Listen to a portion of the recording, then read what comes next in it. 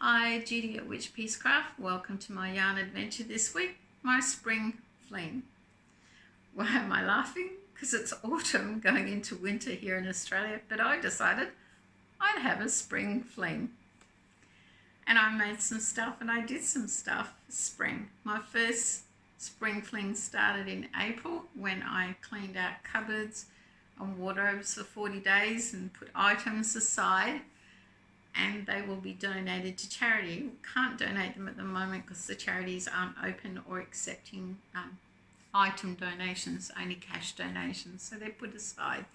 So that was first up, and then I decided I would make some spring items. So my first item, my cowl, my spring fling cowl, and it's actually called that with the tassel. I'll just stand up and show you the bottom. Now I'll take it off because I'm a bit warm. The spring fling cowl was in the April crochet world that my hubby got me for Easter, that one there. It sits a bit different on her. Now they say go around the neck once, and I've been around the neck twice and probably should do a third time.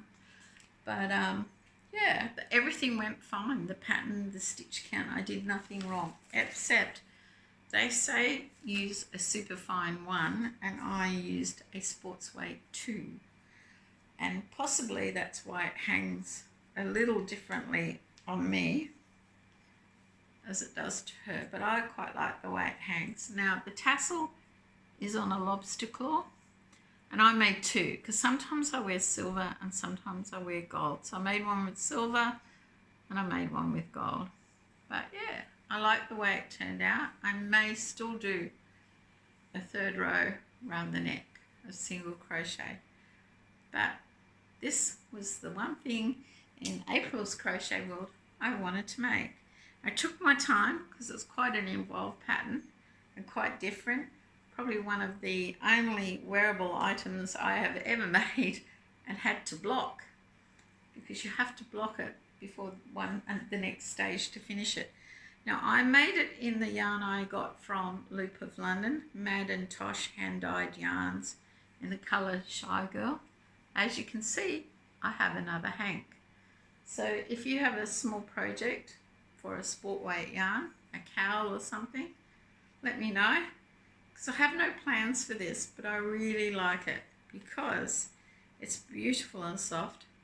75% merino, 10% silk, 10% cashmere, and that's why it cost me so much. It cost me probably the same price as it would cost you to buy, is it Malagrego or whatever, the really expensive yarn. This was expensive. So yes, if I do anything, it'll be another little item for me. But make a suggestion in the comments below. I'd really like that. So then, when I was asking for blanket patterns, I was fortunate enough for Kerryn Wright to send me her baby blanket. And I was looking for baby blanket size patterns. She sent me Sweet Tia Spring Baby Blanket. Her Etsy is called Building Blessings, and this pattern is PDF form on sale in her Etsy shop. That's flaring a bit, but I will link that in the description below. It comes in English and US terminology, and it's only a couple of bucks. I know it's really cheap, but it's an awesome pattern. Different. I like the fact you get photos showing you what it should look like. So I'll now show you the finished product. So it's made in 4-ply or sport weight, and I had some yarn in my stash that was sent to me from Libby, my yarn swap buddy last year. This colour, this aqua colour, I'm pretty sure she sent me the 2 balls of that. I'm not sure if she sent me the lemon, but I had a ball of that. And way back when we were in quite strict isolation and my hubby had to go out to Big W, probably like Walmart, and I asked him to get me, and I looked online, I said, oh, the colours aren't great, and he picked this apricot colour because he sort of said I lined up all the colours and they were the 3 best colours together. And it does, the pattern does call for 3 colours, but you don't have to do it in 3. But there you have the Sweet Tear Baby Blanket pattern by Kerryn Wright. Isn't that beautiful? I really love it. I did do the border slightly different to Kerryn's pattern, only because even though the yarn said they weighed the same and same amount of meterage, the lemon yarn ran out a lot quicker and I didn't seem to have as much left, but that's fine. I like the blanket. It's beautiful and soft and lightweight. I highly recommend this pattern, guys. If you're going into spring and summer in the northern hemisphere, there's a pattern for you to try. Now, because I am the way I am and I like to make a matching beanie, I got a little creative and adapted some of Kerryn's pattern into a matching beanie. Fortunately, I had just enough lemon to do a bit to keep the colorways. I think that's sweet. I did try and write down the notes on it, but I'm not sure I did a great job because I just started my little black book of pattern notes. The aim being that maybe if I get good enough to take notes for someone to follow, I'll write up a pattern and actually do my own pattern to give away on Ravelry or something. But yeah, it's not the only one I've tried to take notes on. I did something else and it's just a new skill for me. Normally I say, I did it in my head. Well, now it's a case of take your time, write it down with the aim to designing a pattern. Because after that, if you remember, if you've been subscribed for a while, I did the Larsen girl blanket. I think that's what it was called. It's from the movie Ryan Felipe was in, and it was a knitted blanket that I saw on Smells Like Yarn Ross was doing, and she asked me for matching beanies, so I had a go of adapting that pattern. I did the rolled brim. It's knitted, of course. Wasn't impressed with the rolled brim. I don't know what you think. So then I had another go and I did just the normal ribby type brim. I like this one. You can tell me which one you prefer. This is in the patterns 8 ply. I did the patterns 4 ply for this one. But yeah, these are 2 little beanies. You can have them both, but yeah, I have written this down in my little black book of patterns one day. So yeah, I did that. So if you remember, I did the 1940s vintage tea cozy pattern that Kerryn sent me, and I said I liked the base but the flowers were a nightmare and I was having a go at making a smaller version. So, and I have written this in my little black book of patterns. I made still for a tall pot but smaller. This is Lion Brown's Pound of Love. I've got heaps of this. And we had to do, I got back into Yarn Bingo this month, and one of the squares was make flowers for something. So I made, because it's spring, or we get flowers this time of year, I made these flowers and put it on top with some vines. So a tea cozy, of course. And it is Sunday the 31st of May, forgot to say that, about 4:30 in the afternoon. And May was my birthday month and is about to go into June. And I decided I would try and design my completely own tea cozy. For those who have followed me for a while, you know I love lemon meringue pie. It is my favourite. And I forgot to mention at my birthday when the cake shops were open, my son had a go at making one from scratch, including the base. And he did a pretty good job. Actually, it was awesome as it looked. The recipe that he chose was a bit iffy because the lemon part, it asked for a cup of fresh lemon juice, which made it really quite tart. I like it, but not many people would. So I decided I was going to have a go at crocheting my lemon meringue tea cozy. Not sure what you think, but this is my lemon meringue tea cozy. Ta-da! Now, I did start making pattern notes and I got to pretty up about here because you work it from the base up. I was doing really well, but then I started fudging it and no one could follow this pattern. Even if I sat next to them, because I can't even remember what I did to get it to look like that on top. I did think of trying to make it like it was toasted some brown, but I gave up on that idea. So May's tea cozy of the month was my attempt at making a lemon meringue pie tea cozy. Been pretty busy during May. I didn't think I was, considering work. Acquisitions.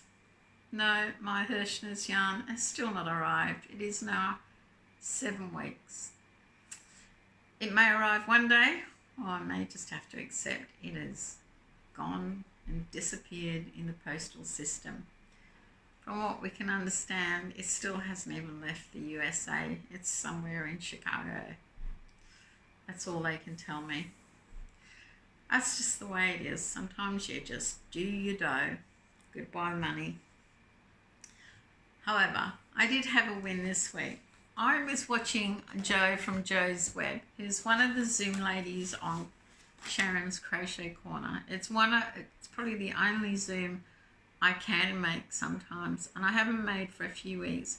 But she was saying some of the ladies in the Zoom chat are doing the Phoenix blanket cowl. This one, I think it was from last year. And I had in my list of goals for the year to make a big blanket like I did last year for my son's bed, but make one for my bed. And I've decided to give this a go. And I did stage 1 yesterday. It's going to be quite hard, but I'm going to have a go. I was hoping to do Zoom this morning and say to the ladies, I hope they don't mind that I'm doing the cowl, but I never got there. I got a phone call from overseas and got distracted. Because of time difference, that made it too late. But if you're out there, ladies, I hope you don't mind. I have printed off, I bought the Phoenix pattern and I'm doing the cowl. So what was my win? Well, I had decided, because this is the colour I wanted, I would use the mandala, because it's a 3-weight yarn or 8-ply, and I had 3 balls of this in my stash, and this is the colour I wanted, that I would use this if I could get 10 more balls. I actually only need 9, but I always round it up in case, in this colour locally. So I went into Spotlight, and lo and behold, I got all the same colour. Now, they may not have all the same centres, but that doesn't matter. And it would have cost me $120, but the girls at Spotlight, because I was buying so much and they know me, gave me $40 off. So I got it for $80. I thought that was a win. Now, when I got home and started going through my stash, I found this I'd forgotten. I bought in Bruges in Europe last year. I should remember this because the lady in the shop was really rude. It's very similar, except it's got glitter through it. So, I don't know. It may end up in the blanket. I started this stage 1 and finished it last night. There is a lot of cutting and changing of yarn. I haven't done that yet. I have followed the cake. But when I got to the end of stage 1, I realised you may have to cut and rejoin to keep following this cowl. Now, the funny thing is, the more I think about this Phoenix blanket, I think one of our Cairns Ravelry group ladies here was doing this last year. I know she did the Arizona, and I don't know if she'd done the Phoenix or was starting the Phoenix, but I'm giving it a go. It's quite difficult and it could take me longer than a year, but I have the yarn and I got a bargain, I think. So good luck to me. And I'm using my Bruges bag I bought last year overseas as the project bag. So that is actually one of my drawers. I've got from my yarn stash, I've got 3 rows of 4 stacks of drawers. I put it in all of one of those because all those one skein projects I did almost emptied out a drawer. So they were my acquisitions. So the Zoom group in Karen's Crochet Corner, I hope you don't mind. I'm joining your cow. Hopefully I will catch up on Zoom shortly. But rest assured, I am watching some of the podcasters' videos that are in that Zoom chat. I might not always comment or get interrupted and don't finish it till later. So I still want to be part of that group. I've started my Shawl We Fudge It shawl. Thank you to everyone who gave me the advice whether it should be landscapes or Kerryn cakes. I hadn't used landscapes and everyone said it was hard to frog, so I ain't doing that for a Fudge It shawl. I'm doing the Kerryn cakes, and I called it Rocky Road, and it's not. The colour is Cherry Ripple. And at the same time I bought this, I needed probably one more cake of Cherry Ripple. Now, they've never had that colour locally. And I was talking to, I can't think of her name, at Spotlight, and she said, she's telling me about the skinny cakes that are really expensive. I don't know what they are overseas, but they're currently $16 a ball here, which I thought was a bit exy. And lo and behold, on the shelf above those, staring me in the face, was a ball of Cherry Ripple. And I said, I'll have that because I need that. I was going to try and get it online somewhere. So yeah, I picked up that as well. And she gave me 30% off that one, which is great. But I started with that one because I didn't have to go looking in my stash for the others. So yeah, I've been getting back into Yarn Bingo because I always enjoyed it. There's always new things on there for me to try. One of them was make a key ring. And I decided, because I got these, this hook key ring, just the hooks, from Libby in the yarn swap. And I've been caught short a couple of times without things with me. So I have made Judy Witchpeace hooker's keyring. Now this is a stitch marker from one of the Cairns groups that started up. Mel made it and it didn't last. The group fell apart. This is a stitch marker. Someone, a friend gave me. It says Faith. So yeah, this is my hooker's keyring, and I'm going to do up a little pack. I'm going to either keep cotton in there or enough 3-weight something to make little items like flowers for when I get stuck, like I did it waiting for my car to be fixed for an hour and have nothing to do, and it's going to go in my bag.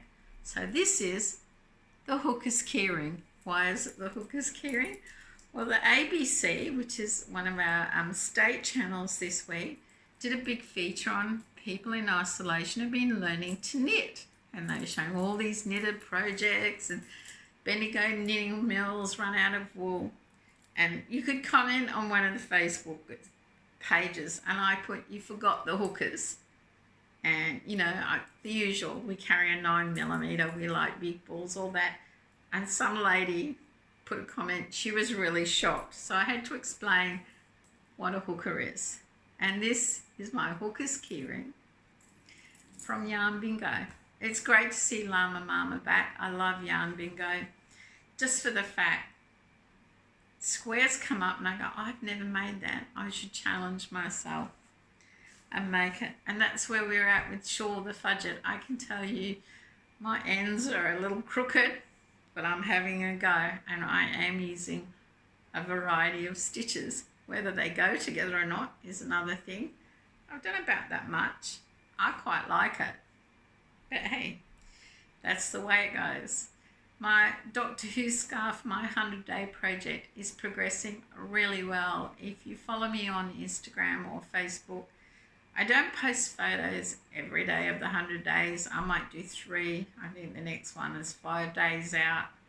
But yeah, I'm at 31 days, 8 rows a day, and it's looking awesome. And trust me, 8 rows of garter stitch is enough for me before I get brain mush. I am still working on my 80s kids cow, so I'm doing the Shawl with Fudge cow, the Phoenix cow, the 80s kids cow, and I'm doing my Doctor Who 100-day project. Let's go for number 5. I believe Madonna Ballard. I love it. She's doing Yarney Good News. If you haven't watched it, you should, because we all could use some good news. And I like the fact she's putting up who's doing what cows or make-alongs, because I've been so busy with work, I'm missing videos and I'm starting late.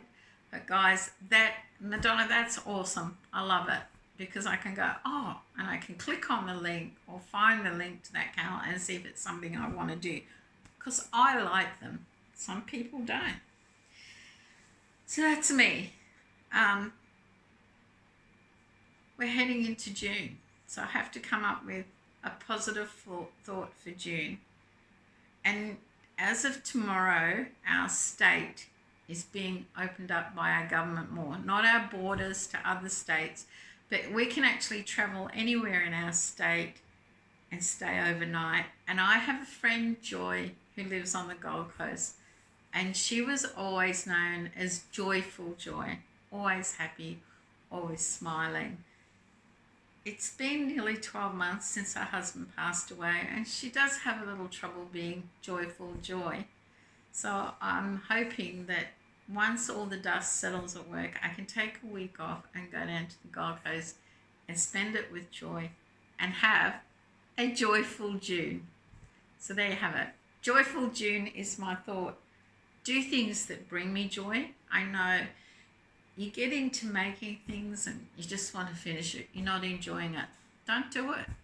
Make things. I think it was Happy Crafty Homemaker, Kerryn, that said she was making things that gave her joy. And yeah, joy just kept coming in my brain. So it's Joyful June. Joyful thoughts, do things that make me feel joyful, make things that bring me joy. So that's it. That's it for this week, my yarn adventure. Let me know. Oh, I have one question. I have been getting out in the garden, and I have quite a big crop of okra. Now, I put it in soups and stews, but I have no idea what other recipes to use it for. So if you cook with okra, please leave a comment or link to a recipe in the comments below this video. I'd like to try and make something new for it. I probably will end up giving some away at work, except one of the ladies at work said, "What's okra?" So obviously they don't use it, and I don't want to say you throw it in a stew or soup.